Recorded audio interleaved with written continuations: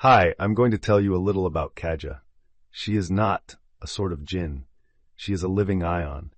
There is research in Switzerland from many years ago about two ions that had contact with each other, despite being far apart. Ions are light particles, and when they come to Earth, they appear as stick figures with dots at their joints, which are their memory cells, and they are about just over 2 meters tall. Then when they take solid form, they become about 170 centimeters tall. There are reports from Earth about observations of stick figures. Now I understand better why I could do astral travels with my consciousness in Kaja's body. She showed me my consciousness once, which looked like a red mist ball about 8 centimeters in diameter that she held between her hands.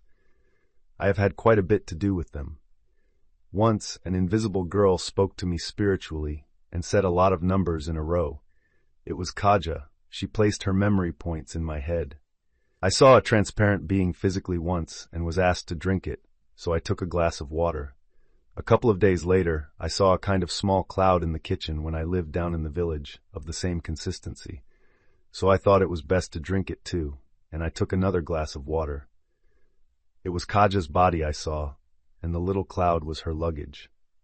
Since then, 24 years ago, I have drunk a lot of water or other liquid from the memory of the transparent body I saw.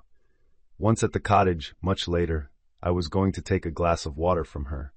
Then a voice behind my back said, "That's enough. The water, that is." Spirits who have visited me, mostly from parallel worlds, have asked me what I see in my memory and have also asked for water.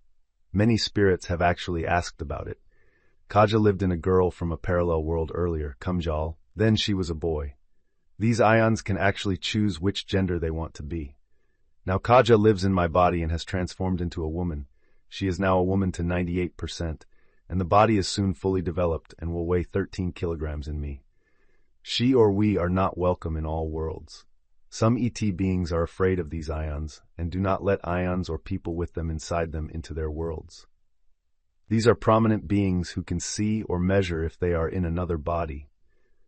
You go through a kind of X-ray, like those at airports, if we come to some worlds. These ions travel with the flow of time when they are alone in their bodies. Now Kaja has lived in me for a few years and is very nice. She is very old if you count in earthly years. I talk to her in my thoughts, and it is fantastically interesting to listen to her sometimes. When she lived in Kamjal, the girl from a parallel world, she was among the hydro-reptiles in the sea for many years. She says we will soon travel with a ship that the hydro-reptiles have arranged to a parallel world far in the future. 5 from Andromeda will follow too. We'll see how it turns out. She is very charming to talk to. I was a bit scared that she had been a boy in Kamjal earlier, but now she has a very nice feminine voice. With her, Kaja, in my body, I will live for a long time. Then we'll see if I become a kind of cyborg. Isla Andromeda once thought Kamjal was a cyborg when Kaja lived in her. According to Greek mythology, an androgynous person is both man and woman in the same body. We'll see how the future turns out, but it looks promising for me and Kaja. She has shown me several other beings physically since the year 2000 when I saw her as a physical transparent body.